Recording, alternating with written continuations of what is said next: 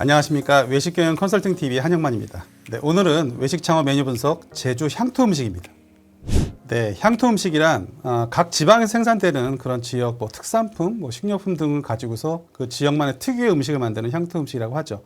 이거는 전국적으로 차이가 많이 있을 거고요. 지금 보시는 것처럼 서울 지역, 그다음에 경기, 강원, 충청 지역별로 그 특징을 가지고 있습니다. 물론 재료도 틀리고요. 그래서 요거를 좀 정리해서 한 페이지로 볼 수 있는 걸 정리해서 한 페이지로 말씀드리면, 일단 서울은 그런 양이 좀 많고 적은 양으로 가짓수가 많은 그런 중간 정도의 간으로 주로 특징을 가지고 있고요. 그다음에 식재료 자체가 전국적으로 좀 몰려오는 곳이기 때문에 아무래도 좀 종류가 많고 좀 화려하다라는 걸 볼 수가 있습니다. 그래서 대표적인 거는 구절판, 도미집, 육개장, 추어탕 이런 것들이 있겠죠. 그다음에 경기도 같은 경우에는 좀 아무래도 좀 개성 음식을 제외한 좀 소박하고 좀 다양한 걸 뛸 수가 있고요. 또 서해안 지방인 해산물, 또 동쪽 지역에는 산간 지방의 산채들이 많아가지고 그런 재료들이 많이 나와서 대표적으로 이제 개성 보쌈김치라든지 그다음에 뱅어죽, 꽁김치, 고구마 줄기김치 이런 내용들이 있습니다. 충청도 같은 경우에는 음식이 좀 담백하고 구수하고 그다음에 역시나 서해안 지방의 해산물하고 또 이런 내륙 지방의 산채와 버섯이 많아가지고 그런 고추젓, 적개젓, 그다음에 다슬기국, 그다음에 말린 볶음 이런 것들을 주로 볼 수가 있습니다.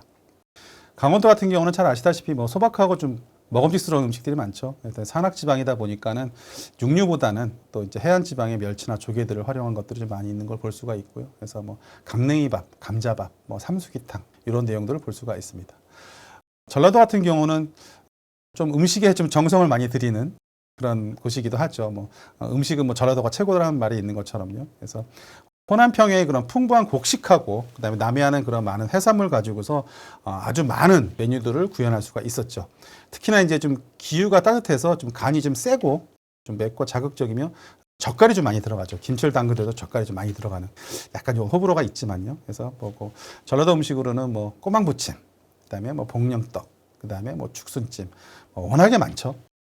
그다음에 경상도 쪽으로 가다 보면은 좀 사치스럽지 않고 좀 이렇게 소담하게 좀 만든 그런 음식을 볼 수가 있습니다. 그래서 전라도 음식보다는 좀 더 맵고 좀 간이 좀 더 세다라고 볼 수 있을 것 같고요. 역시나 남쪽의 그런 해산물, 동쪽의 해산물을 같이 좀 활용을 해서 농산물이 좀 풍부한 걸 볼 수가 있고요.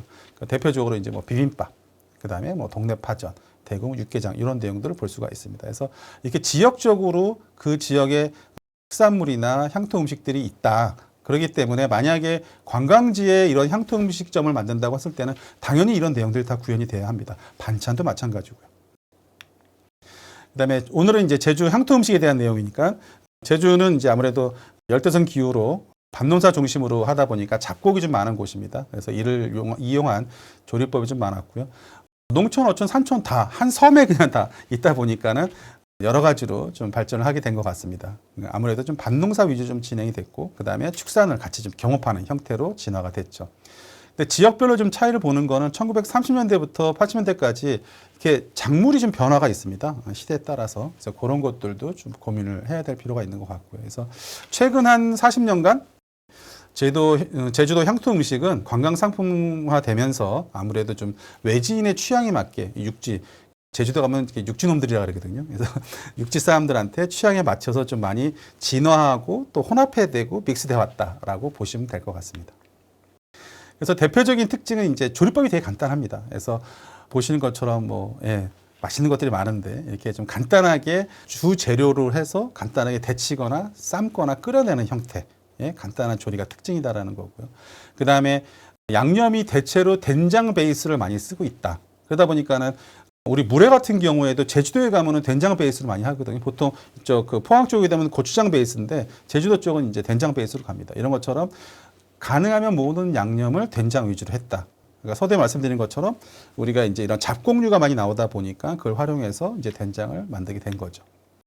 그 다음에 다양하지 못한 저장 음식. 아무래도 좀 더운 날, 우리나라에서 제일 좀 더운 쪽이고 하다 보니까는 이런 저장 음식들이 좀 많이 발달하지 못했죠. 빨리 식기도 하고. 그 다음에 지금처럼 냉장고가 있지 않았으니까요. 그래서 저장 음식이 다양하지가 못하다. 그러니까 우리 짠지류나 이런 것들이 좀 발달하지 못했다는 얘기죠.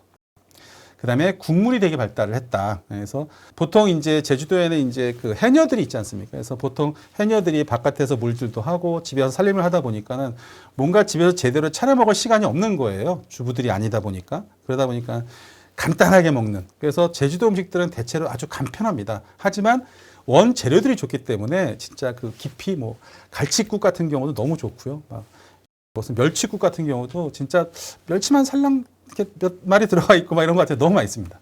그래서 국이 발달했고 또한 죽이 발달했다.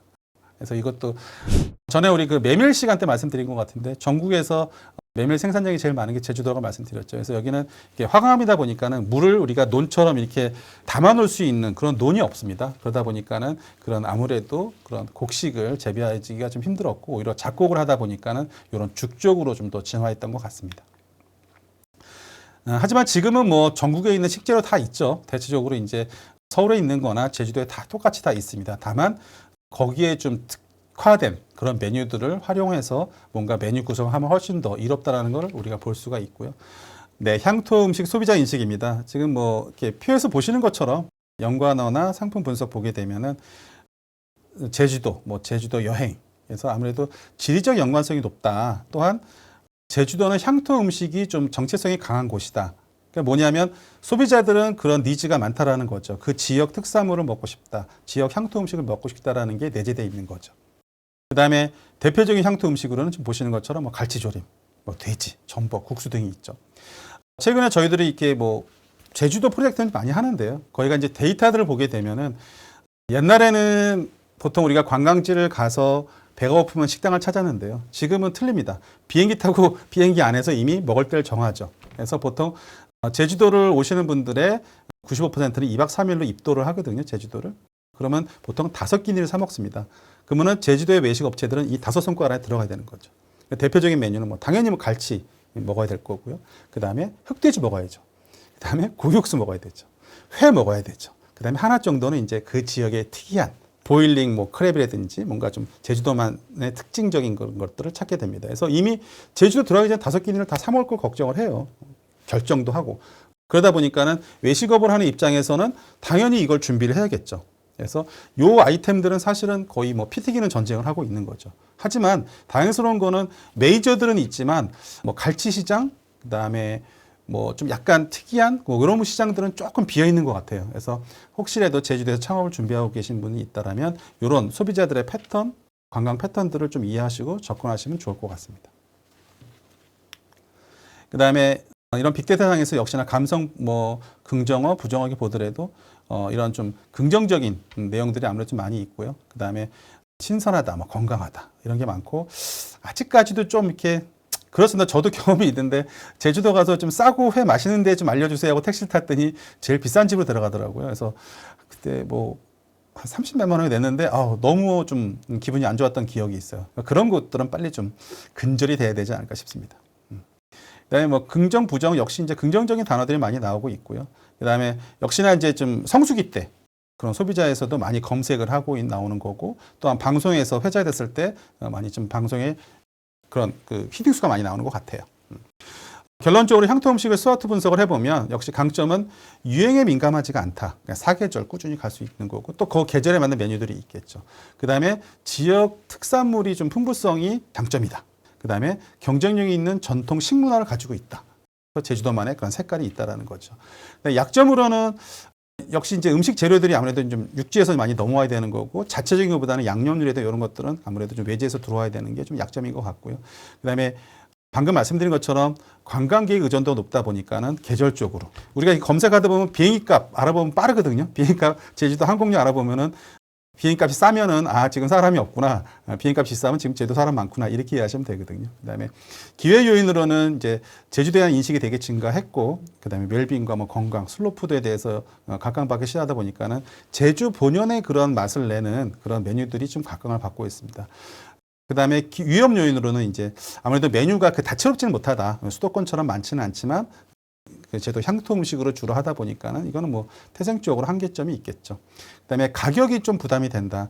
좋은 재료를 쓰게 되면 아무래도 비쌉니다. 뭐 갈치 같은 경우도 한 마리에 비싸거든요. 예. 그래서 뭐 보통 우리가 갈치 같은 경우는 사이즈로 얘기를 합니다. 그래서 손가락 사이즈로 얘기하는데 뭐 3지, 4지, 5지, 뭐 6지 그러거든요. 6지 같은 경우는 저도 한번 처음 봤는데 엄청나더라고요. 한 마리 한 20만 원 정도 하는데 이제 그런 가격 부담이 좀 된다라는 거고요. 그다음에 2016년 이후로는 이제 뭐 이런 낙지라든가 그다음에 갈치 이런 해산물에 대한 금어기가 좀 정해졌습니다. 그래서 이런 것들이 좀 약간 차이가 있다라는 걸 볼 수가 있습니다. 그래서 이런 것들을 총 만났을 때 역시나 제주도를 찾는 사람들은 향토 음식을 중요시 여기고 있고 또 향토 음식은 관광객들이 꼭 찾고 있는 그런 메뉴 아이템이기 때문에 우리 사업을 준비하시는 분들은 이런 것들을 꼭 고민하시고 공부도 많이 하시고 그다음에 트렌드도 많이 보시고 또 온라인 검색도 많이 해보시고 그래서 창업을 하시면 좋을 것 같습니다. 네, 오늘은 제주 향토 음식에 대해서 알아봤습니다.